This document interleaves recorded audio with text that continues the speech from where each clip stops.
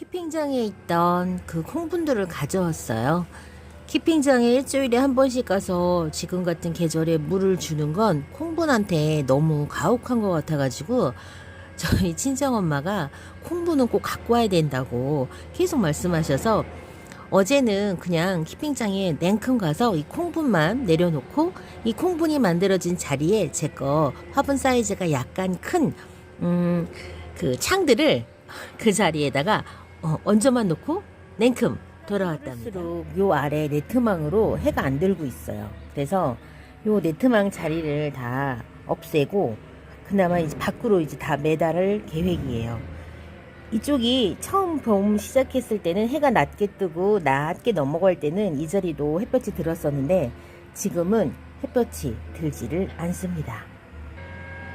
이렇게 시간이 지남에 따라서 해가 지나가는 방향에 따라 베란다에 해가 들어오는 공간, 위치가 달라지기 시작합니다. 거리대 밖은 항상 이렇게 해가 비추니까 괜찮지만 그 베란다 안쪽은 그 해가 비추는 방향이 계속 달라져요. 아마 그래서 저희 엄마도 처음에 그 다육이 그 선반 사드렸을 때 그 선반의 위치가 이제 그쪽에 자리 잡은 거는 그 선반이 들어왔을 때 그쪽에 해가 너무 좋으니까 거기에다가 자리를 잡았다가 지금 점점 해가 높이 떠가면서 원래 이제 남향 주택의 특징이 그렇죠. 여름으로 갈수록 해가 들잖아요. 그러니까는 해가 높이 뜨면서 이제 해가 드는 방향이 냉장고 있는 쪽에 그 방향으로 다 옮겨간 거예요. 그래서 엄마가 지금 되게 후회를 하세요. 그쪽에다 할 걸. 근데 뭐 그때는 알았나요? 몰랐지. 연속되는 봄비를 맞고 여러분들 다육이 중에 물음병이 생긴 다육이는 없었나요? 제 다육이 중에 제가 2019년 진짜 1호, 제 1호 다육이의 목대에 물음병이 아니라 어떤 이상징후가 있었더라고요. 그래서 우연히 이렇게 봤더니 그러니까 물음병이면 목대 자체가 새까맣게 이게 물러갖고 목대 수간을 타고 올라가거든요. 근데 푸석푸석하게 목대 한쪽이 마른 것 같은 그런 증상이 있더라고요. 그래서 분갈이를 진작 안 해줘서 그랬나? 라는 후회가 들었답니다. 그게 콩분에다가 제가 이제 올해 3년 차죠. 콩분에다 심은 걸 안 옮겨주고 계속 키웠거든요. 색감이 봄, 가을 되면 콩분에다 심어진 다육이들은 너무 예뻐요. 그래서 이제 그 목대가 어떤 거 보려고 걔를 콩분에서 꺼내는데 화분 가득 이제 뿌리가 차면서 차 있더라고요. 그리고 밑에 잎이 몇 개가 물러가지고 제가 그걸 알아차렸는데 물음병이 아니라 그 목대 한쪽이 푸석푸석하게 곰팡이가 꼭 낀 거 혹은 뭐 마른 것처럼 그렇게 푸석푸석 말라가지고 그렇게 죽었더라고요.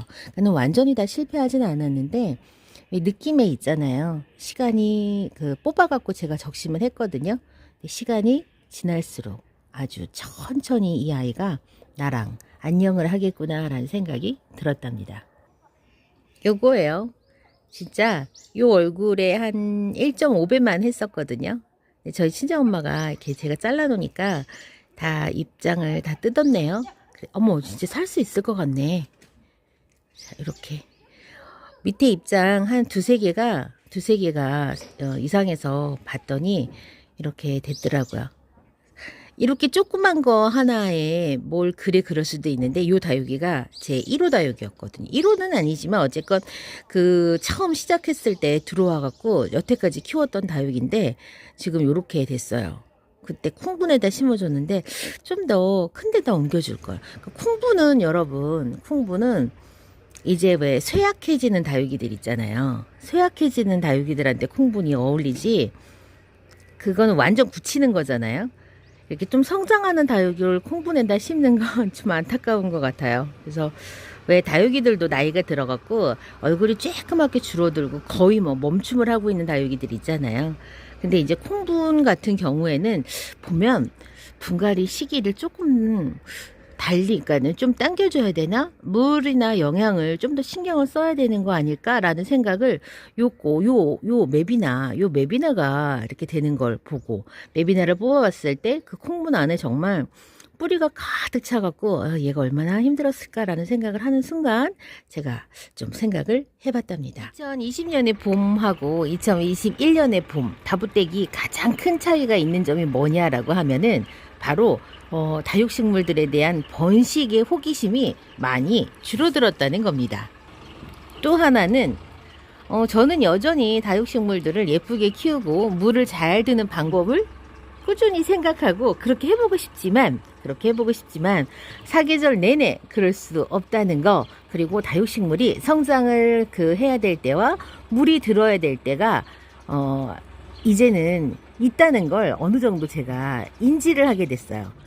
왜 부모님들이, 지금도 저희 부모님들은 저한테도 그렇고 제 애들한테도 그렇고 공부도 다 때가 있다 이렇게 말씀하시는데, 저는 요즘엔 생각이 좀 달라져갖고 언제든지 마음만 먹으면 할 수 있다. 저는 그런 세대인데, 제 부모님 세대는 여전히 공부도 때가 있다라고 말씀을 하시죠.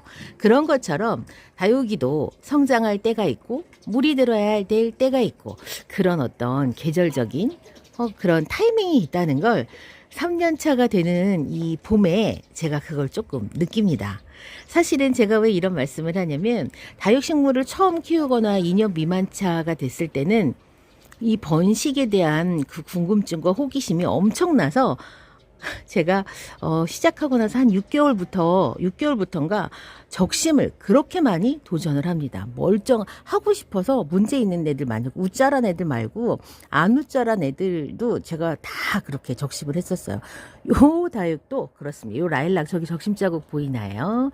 저렇게 적심해갖고 얼굴 2개 나와서 지금 키웁니다. 요 라일락 얼굴도 모주도 아마 어디에선가 살고 있을 거예요. 어디에선가 살고 있을 거고, 저는 또 라일락은 그렇게 실패하지 않고 잘 키웠던 것 같아요. 그러니까 이 애도 제 성격하고 맞는 거죠. 저기 보면 적심 자국이 이렇게 있잖아요. 제가 이거 왜 보여드리냐면, 여러분, 요게 적심하고 나서 1년 키운 얼굴이 요만큼이라고 제가 보여드리는 거예요. 자, 볼까요? 제 손 비교 한번 해보실래요? 자, 이렇게.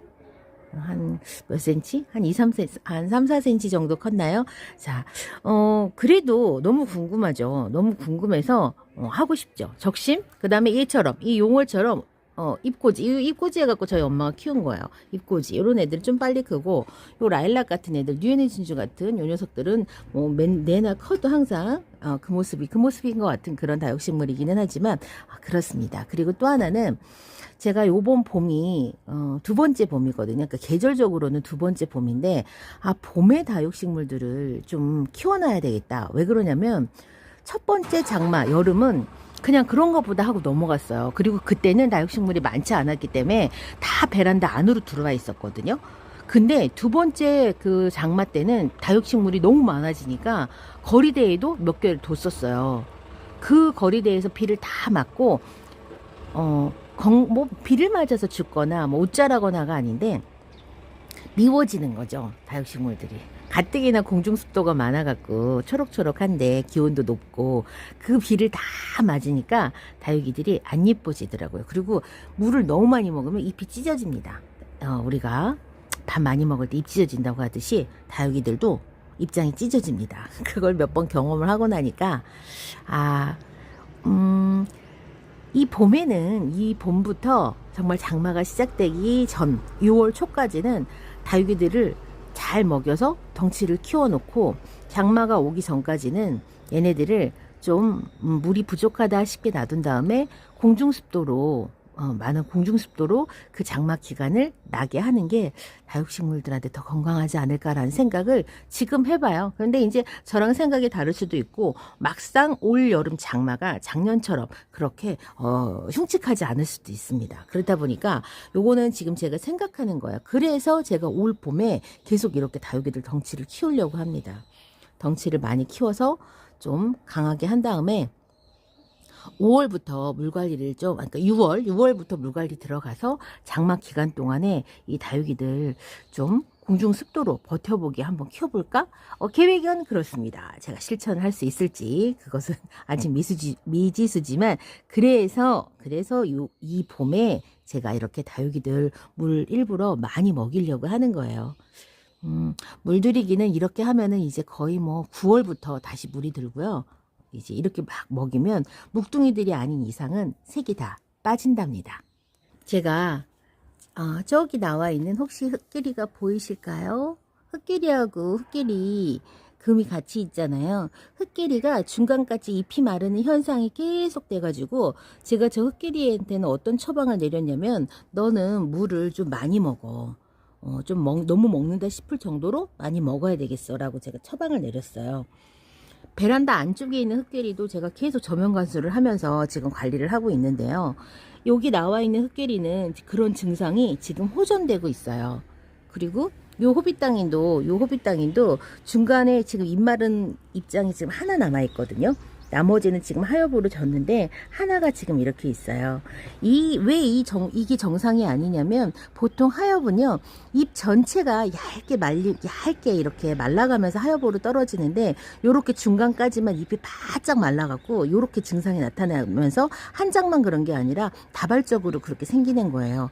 그거는 얘네들이 진짜 물이 부족해갖고 너무 다급해서 여러 입장에서 한꺼번에 물을 저렇게 끝에서부터 말려 들어간 건가, 그건 추측만 하는 거고, 일단 식물들이 문제가 있으면 우리가 할 수 있는 일은 뭐밖에 없냐면 물을 더 주는 거, 물을 말리는 거, 화분에서 뽑는 거, 적심을 하는 거, 이런 거밖에 없잖아요. 그래서 가장 손쉽게 할 수 있는 게 먼저 물을 좀 줘보는 거기 때문에 요것도 물 줬고, 저 흙게리도 제가 지금 물을 좀 많이 줘서 다행히 중간 마르는 입장들이 더 이상 생겨나고 있지 않아요. 그래서 처방은 일단은 물을 좀 줘보기로 처방을 내립니다. 어디서 샀는지 기억나지 않지만 요 다육식물의 이름은 스카이 로즈입니다. 딱 릴리시나 판박이처럼 생겼는데요. 지금 요 스카이 로즈는 상면에서 보면 요렇게 아랫 입장들이 땅바닥에 탁착 달라붙어 있습니다. 요런 구조를 가진 다육식물들은요, 그 곰팡이에 아주 약합니다. 지금 뿌리가 얘가 지금 계속 제대로 안 내리고 있어요. 뿌리가 제대로 안 내려서 지금 애를 먹고 있는 다육입니다. 그래서 제가 곰팡이 때문에 어떻게 했냐면 입장 사이사이를 뜨이게 하려고 휴가토들을 다 넣어서 지금 입장을 지금 저렇게 띄워놨습니다.